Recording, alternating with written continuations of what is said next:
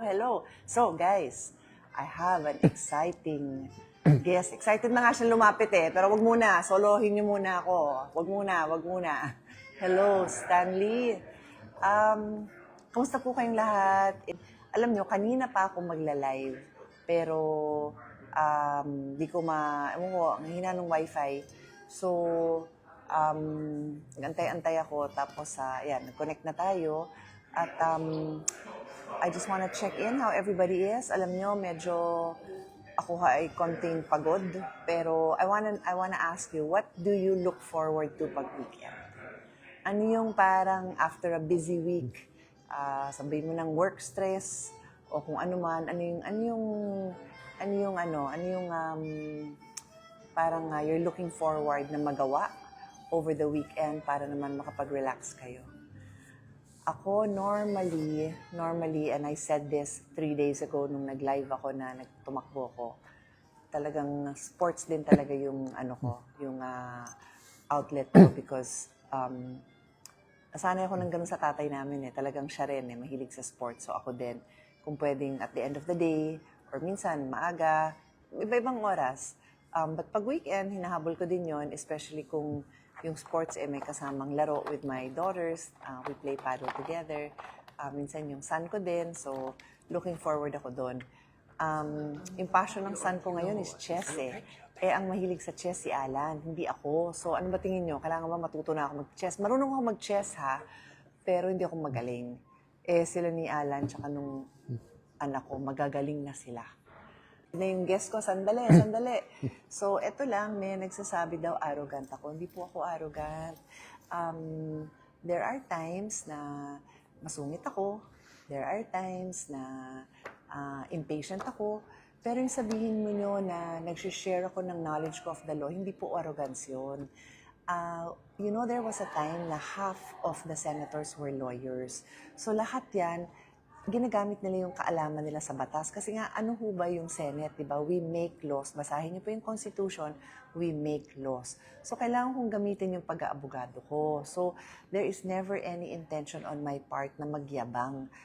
Ang goal ko nga po is i-share yung kaalaman ko. Kasi yung natutunan ko sa tatay ko is ipaliwanag mo sa tao ang batas. So, yun po yun. Hindi ko pwedeng i-disregard kung ano yung batas, pero ang job ko is ipaliwanag yung batas. So kung nagkukulang ako doon, by all means, tell me na, Sen, hindi namin maintindihan yung pinagsasabi mo. O di sige, sabihin niyo sa akin, game ako doon, challenge ako doon. I was a new lawyer when my dad invited me to be part of his show, yung Kumpanyero y Kumpanyera. And nangangapa ako magpaliwanag kasi syempre daddy ko sanay na ako bago pa. So up to now, very willing ho ako. If you notice nga, pag nag-intervene ako, sinasabi ko pa kay kay presiding officer, sabi ko, okay ba yung tanong ko? Call me out. Sinasabi ko kung ano yung rules na sinasabi kong, dapat hindi tayo ganito, dapat, ano ba yung mga sinabi ko doon? Kung ano yung sinasabi ko na dapat sundin, sabi ko, pati ako, call me out. So, wag niyo kong iisipin na arrogance yun. And if sa tono naman ng boses ko, pasensya na po. Kasi nga, hindi naman ho ako trained na mag-modulate ng boses. Pero hindi ho ako nagyayabang in any way. Last point ko, bago ko tawagin yung bisita ko, kasi ito, excited na siya kung ano na nga nabasa sa kakantay sa akin. Daldal ko daw. Pero mas madaldal siya. Hulaan nyo na kung sino. Ang point ko lang is, hindi pala type yung boses ko. Tapos sabi, pakulong daw ako dahil hindi type yung boses ko. Ba't nagkaganito na yung mundo natin, di ba?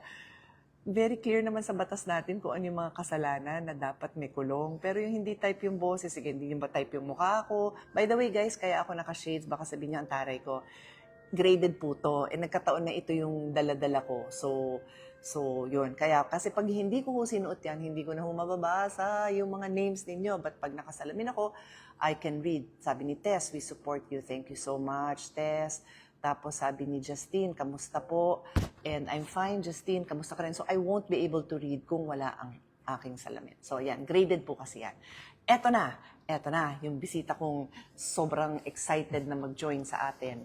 Eto na, hulaan nyo. I wanna know kung may hula kayo, kung sino yon. Hulaan nyo. Minsan lang kami magsama in our FB Live. Hi guys, special edition to, especially sa mga walang tulugan because it's 11 o'clock. And dun sa ating mga OFWs na nasa ibang time zone, this is for you, Al. Say hello. So God bless all of you. I'm listening to Ate Pia. Sarap ng interaction nyo at saka namimiss ko yung kwentuhan lang. Oo, di ba? Parang exactly. in a room lang like this kasi nga simula May 11 parang panay political issues. But sobrang Nakakapagod thankful po, guys. sobrang thankful ako na nanonood kayo, nakikinig kayo, nagsusupport, you're praying for us when we bump into each other. Pareho kami ng experience ni ate. Dati, hi, hello, pwedeng picture. But ngayon, yung may conversation. So it really shows us that you care. At What we're nanonood, doing, it nagsusubaybay. matters. Diba? And then yung insight, kasi kahit anong sabihin mong, ang politiko, kahit anong sabihin makamasat di ba? Iba yung daily experience ng ating mga kababayan Of course. Diba? One quick example, kasi sinasabi mo abogado ka. Yung sinabi ng isang pulis sa amin, Sir, nanonood kami, ilan mga kasama nyo, paulit-ulit na hindi dapat technical. Sabi ng pulis, sir, maganda yan. pag nanghuli kami, unang-una, nasa Pulis, kalye parate, kahit hindi sila naka-uniforme, they're still on duty technically because they have to respond to any crime. And then, pag nasa korte daw, it takes weeks, it takes months. Tapos isang technicality, mapapawalang sala yon. Tapon ang kaso. Tapos kung gusto nila silang gantihan o pamilya nila o kasuhan, nandun. Tapos sabi na, tapos sir, manunood kami. Vice President yung pinag-uusapan, tapos mga senador kayo, tapos sasabihin nyo, wag naman yung technicality. So, those kind of insights, hindi ko maiisip on my own Diba? Kasi nga, hindi naman ako nasa korte parate na sa mga crimes na whether pickpocketing, whether nagkaroon ng suntukan, or whether yun nga, yung sa drugs, lalo na yung sa technicality sa paghuhuli, whether yun ay using, pushing, illegal possession, or pushing. No? So, we really appreciate your time, your effort, your watching, your prayers. Thank you. And yun nga, yung sabi ko Al kanina bago ka nag-join, na wala namang intensyong gawing technical na pahirapan. Yung bilin nga ni Daddy talaga is, yung kanyang practice mismo is ipaliwanag ang batas, di ba? Yun ang job namin as a lawyer. Hindi pwedeng isang tabi. May isang nag-comment na parang, bakit ginawang suppletory yung rules of court sa evidence? Actually, yung first impeachment na nandun ako, which is yung sa Corona impeachment, I felt the same way. Sabi ko, ba't nasa rules yon? And I think it was Senate President JPE who said sa parang isang caucus natin, anong gagamitin natin kung hindi yon?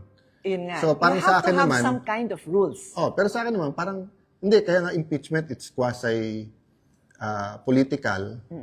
So, meaning, parang hearing sa Blue Ribbon or hearing sa Justice Committee. Pero hindi We all agreed that it's such an important, kaya nga trial siya, hindi siya hearing lang 'Di ba? Hindi siya town hall, hindi siya parang sino mas popular, palakpakan natin to, or see who made the better points. It's also not a debate, 'di ba? It's really a trial. So it takes time, it takes effort, but let me put it this way, the end does not justify the means. So kung wala kang rule, kung ano yung means mo to get to the end, Paano? Palakasan na lang. Yun na nga that's the reason why we have rules. I cannot help but think of this example. Narinig nyo na ang sabihin na basketball nga may rules, di ba? Tapos pag nag-foul ka, bibilangan ka ng foul. Pag nakailang foul ka, out ka. Di ba? May rules. But tanda mo nung bata tayo, sorry. Nung bata tayo, kahit matuto ka palang magpatintero, may rules yun Di ba? Nandun ka sa guhit. Sa guhit ka nakatayo. Hindi ka naman pwede lumagpas sa guhit at puntahan mo yung kinakalabit mo. Iba naman yun, habulan na yun. Iba naman yung rules. Pag sinabing habulan. Hindi mo pwedeng batuhin. Hindi batuhan yun, habulan. Yeah. There are always rules. So like sa supina, may rules yun So isang pinag-uusapan namin, pinag-aaralan namin, and back and forth kami ng lawyers ko is kung yung ni-request na supina para sa AMLA, sa anti-money laundering, sa bank account, sa mga bangko, at saka sa BIR, whether nag-comply.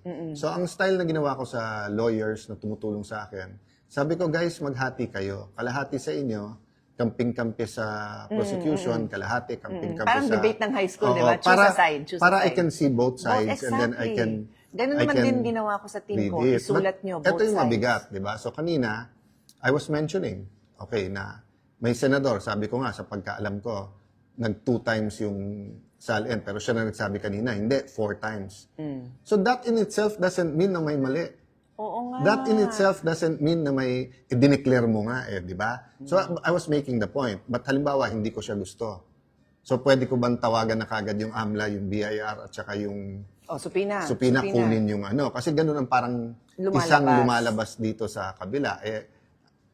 That's the issue. It's another story, pero rather than sagutin, etc., iba yung sagot. But my point is, guys, pagka kasi may rules, protection natin lahat yon. Kasi hindi naman pwedeng, pag magsasaka ka, iba yung rules sa'yo. Pag bilyonaryo ka, iba rules sa'yo. Pag abogado ka, iba rules sa'yo. E di kung ganun, parating panalo yung rule makers. Yung rule maker, yung sinong gumagawa ng rules. Kasi papalitan lang yan ng papalitan Di ba? Or yung joke sa atin nung bata tayo, yung golden rule. Who has the gold rules? Di ba? Kasi yung tunay na golden rules, do not do unto others, yung ayaw mong gawin sa'yo. Tapos sabi naman nung iba, Hindi, pag golden binabastos rule. yun, the gold, who has the gold rules? Rules. Yun ang masakit.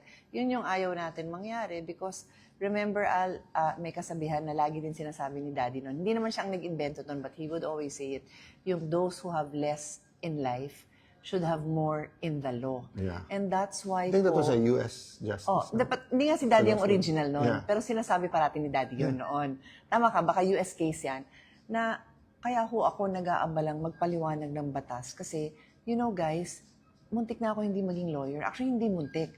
Ito si Alan, bata pa lang yan, gusto na mag-abogado. Kasi I'm almost 5 years older than Alan, okay? So, yung mga friends ko, saan ba rin si Alan? Yung kapatid mo, ang bata-bata, laging may hawak na dictionary kasi nga gusto mag-abogado. Ako, hindi ko gusto mag-abogado. Gusto ko mag-teacher kapareho ng mami ko.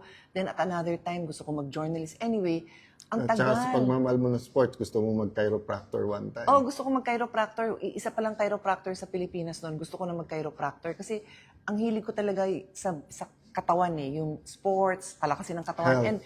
And now, nandiyan na yung mind-body connection, di ba? Mas maraming evidence to show na a healthy body is a healthy mind. Kaya kahit si Alan nagsume, I'll get dati mataba yan, hanapin niyo yung mga pictures, I'm so proud of him. He was like, 40, 50 pounds heavier? He looked 20 years older, 20 years ago. Yung mga naman, 20 to 30 lang. Sige, pero basta, you're so fit, you're fitter now, I'm proud of you. Thank you. Nag-iisip siya, nag-elliptical, yung parang treadmill, pero hindi tagtag sa tuhod. Anyway, wala tuloy yung pag-iisip ko. Sa rules. Those who have less in life should have more in the law. And that's why, muntik na nga ako hindi maging abogado. So, nung naging abogado ko, sabi ko, feeling ko, calling ni Lord sa akin yon.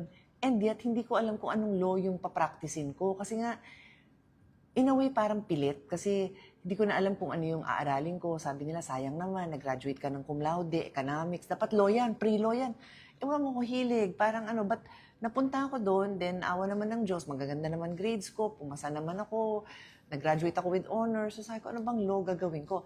I did, because ang tatay namin was a lawyer and a practitioner sa law office. Sabi niya, you have to work in a law office para yung tuloy-tuloy, para ka nagma-masters, tuloy-tuloy yung training mo. Didikdikin ka talaga, pero Kumbaga sa grabe doktoral, yung training. para ka nagre-residente. Oo. Balik ka pa, aral-aral. So I did that, not knowing na ang calling ko pala is to become a senator. Hindi ko po alam yun. Hindi ko po alam Walang yun. may Wala alam sa akong atin. balak. Wala. So that's why now that I'm here, I really take my job seriously. And if you look at my track record, sabi nga nung isa, ang yabang mo, hindi ako mayabang.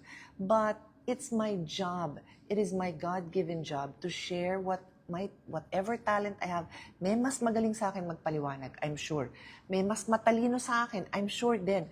Pero kung ano man yung konting talino na nabigay sa akin, I have to use it. What siguro tayo kasi tayo share lumaki tayo as- na respect kahit nag-argue. Nag-argue kami. Minsan, lagi three-way, kami four-way. nag-aaway, oo. Minsan, Pero, parang kampi si dad sa view ko, kampi kay ate, kampi sa... But minsan, 3-4 kami. But sabi niya, as long as may logic ka, as long as yun ang paniniwala mo, ano yun mo. And minsan, it's so nakakaasar because you really believe in it, or just because yung parang, ba't hindi tayo mag-agree? Pero yung time na yun, wala naman yung parang galit na tayo kung we disagree, or kulong mo na yan kasi we disagree. yeah.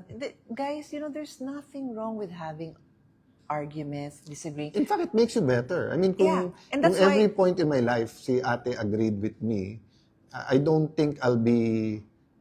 I still have a lot of flaws. I'm still a work in progress. But tingin ko between the women in my life, my mom, my wife, Lani, and si Ate Pia, di ba, they tell pag gusto o hindi. In fact, buong buhay ko ngayon lang nila pinayagan to.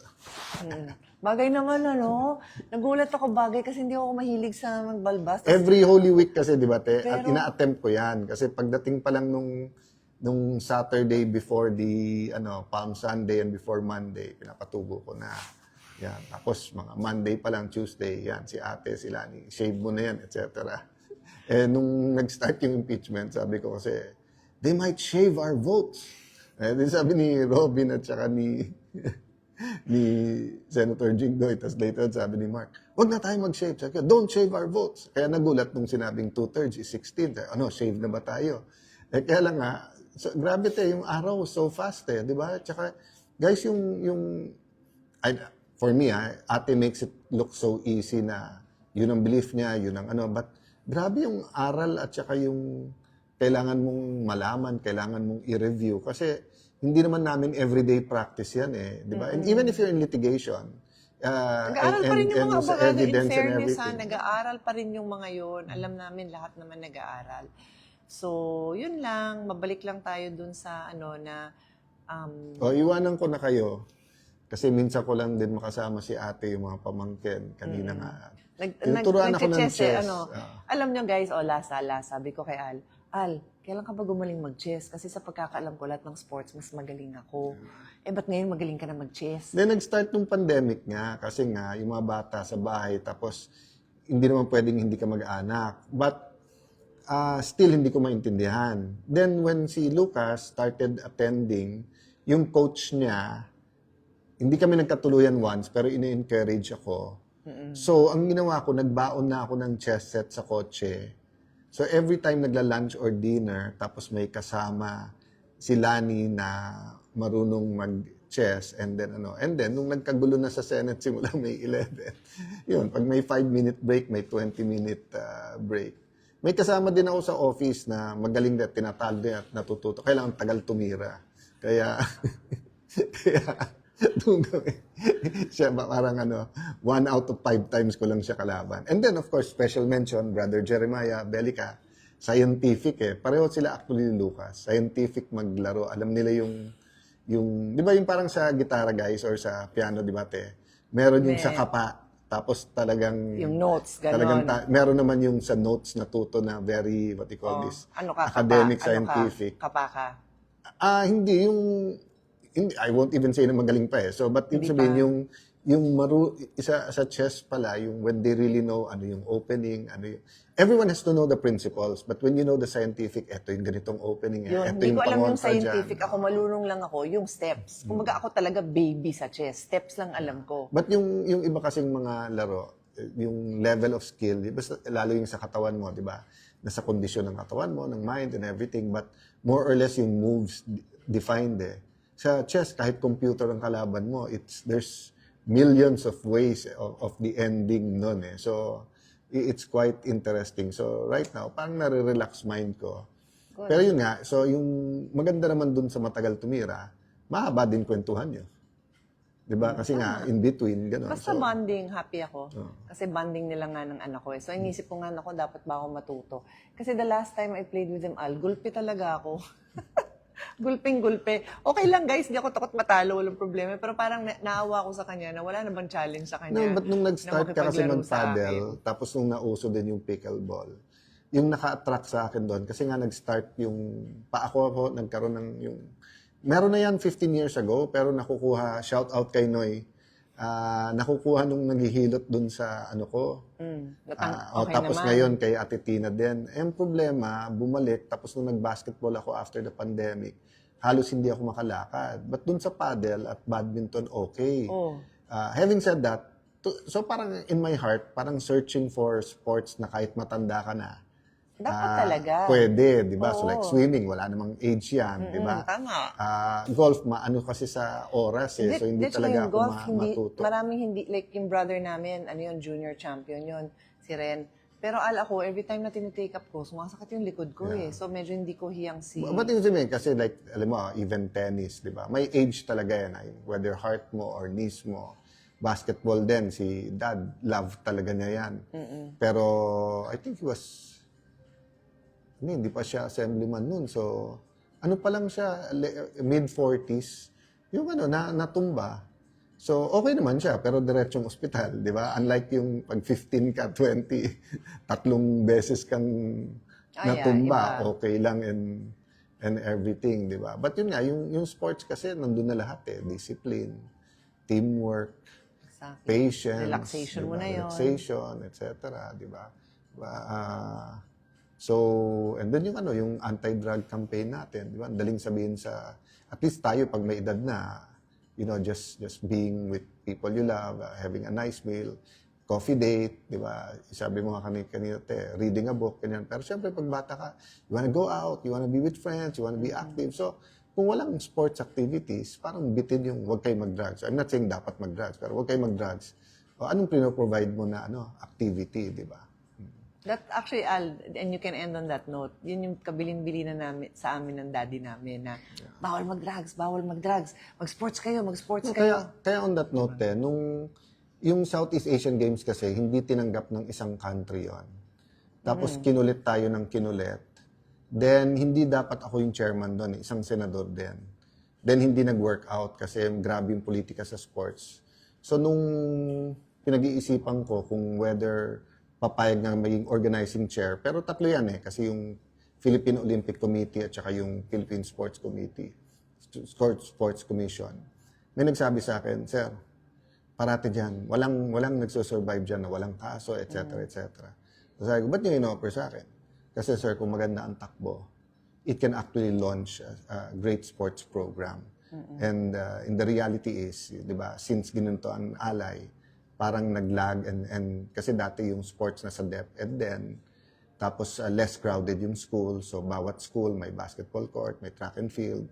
Like sa Taguig dati may mga baseball field. Now we have a world-class one, but dati basta't bakante, may naglalaro dyan. So maraming magagaling sa Taguig sa baseball before, pero nawala yun nung nawalan yung mga lupa. Ganun din sa football, di ba? You have places like Bacolod, Iloilo, na napaka-popular, they have football fields, but yung iba, ngayon na lang na, kasi more basketball nation tayo, but my point is, yung walang talo sa sports eh. So now, I mean, from the time I ran for speaker until now, may issues kayo, but it's worth it, di ba? And actually, si ate ang unang nagtanong sa akin nun, bakit ikaw?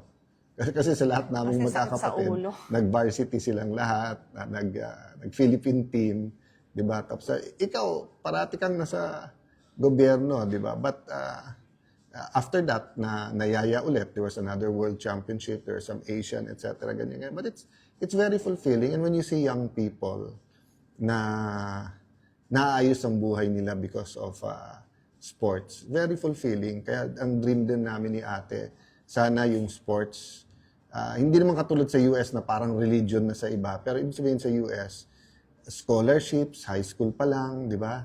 Yung, yung endorsements, di ba? Yung, talagang sa atin, yung endorsements na sa online gaming eh. Doon kumikita yung iba sa endorsements eh. Pero yung ang gagaling ng mga nasa UAP, pero kung hindi rin lang basketball, ngayon at least volleyball din, di ba? Meron na rin. Oo, pero like sa US, whether track yan, whether, basta name the sport, basta it can give honor to the country. Merong merong sponsor, di ba? So, yes, hassle, nakaka-stress minsan, but it's worth it. Wala namang worth dito sa buhay na to na hindi mo dapat ipaglaban muna. Okay, paalam then. ka Good na. night. O sige, good night. Night. Sige, Malapit na mag-good morning. magkikwento pa ako sa inyo ng konti. Pero si Alan papaalam na. Anyway guys, just to continue on the topic of sports, kasi love talaga natin ng sports. Yung nabanggit na rin ni Alan yung sa Southeast Asian Games, di ba? 2019, that's when we hosted it and nag-champion tayo, let's not forget. Doon din napakita yung galing ng napakaraming Pilipino. And kung di ako nagkakamali, Carlos Yulo, I'm not sure kung first Southeast Asian Games niya yon, pero may mga pictures ako, hanapin ko lahat yon. Al, tatawagan kita, huwag ka matulog. Okay. Baka maya pa yan matutulog pero mabuti nang paalala ko na huwag siyang matulog. Naalala ko may pictures ako doon with Carlos Yulo. And then yung kapatid niya si Eldrew nandun, nag-handstand pa doon. Ewan ko kung ilang taon lang si Eldrew nun. It's 7 years ago, so maybe he was 11. Basta ang bata pa niya. And then, of course, si EJ Obiena was there. I'm not sure kung Olympian na siya noon. Di pa yata. Ang dami nating athletes na di naman yung na-discover kasi magagaling na sila, obviously. Di naman sila maging Southeast Asian Game participant and medalist kung hindi sila magaling. But it really supported their growth in their career kasi for an athlete, kailangan mo ng training and then kailangan mo ng competition. So, it really breaks my heart pagka yung konting nagagawa natin for sports, parang nilalagyan pa ng dungis kasi there's so much more that we need to do in sports and it's a long way to go. Facilities, I'm so proud na ang dami ko hong naitulong sa, baka sabihin nagyayabang na naman ako, kaya hindi naman ako makwento sa mga nagagawa ko, pero nagtatanong yung iba, may nabasa akong news article na very on point na bakit daw grabe tayo makasalubong ng mga nagcha-champion sa atin, di ba, pabongga, pagsalubong, and they deserve it, they deserve that salubong, pero ano ba daw naman ang ginawa natin to support them nung sila ay nagka-training pa lang, nung walang-wala pa sila. And guys, with all humility, that is my passion and my advocacy. Hindi ho ako talent scout, hindi ko rin ho yun. But because I work with so many coaches and so many national sports associations, aware ako, tapos nagre-request sila sa akin ng support, hanggat kayang ibigay, binibigay po natin. So we've been able to support so many athletes in so many different fields, not just gymnastics, pati ho sa tennis, pati ho sa football, sa volleyball, sa basketball. We were part of those who worked on funding. Di ba sabi niya, insertion yan. Explain ko po how it works. Every agency of government makes a proposal for their budget, okay? Pag-propose nila yon, meron silang priorities, tapos yung iba ma-approve, masasama sa NEP, yun ho yung National Expenditure Program na sinasubmit sa lower house. And then, yung hindi ho pumasa sa mga request nila, i-request ngayon nila sa congressman nila, sa mga senador. When it comes to sports, madalas po talaga akong nilalapitan kasi alam po ng mga marami hong nakakaalam na I have a strong belief in the power of sports in nation building. And by the way, that is in our constitution, that sports would contribute to nation building. So, hanggat kaya ko, sinusuportahan ko. So, hanggat kaya ko, pinupush ko na magkaroon ng funding itong mga national programs natin to improve the lives of the athletes and to also host events here. Kasi nga, number one, gusto natin ipagyabang yung talent natin, di ba, kung dito tayo mag-host. Number two, ideally, nagdadala din yan ng tourism. So, mahabang kwentuhan talaga tong sports. But if you look at what we spend on sports, it is so small compared to what is spent in other countries na nakakapag-deliver ng mga Olympic champions.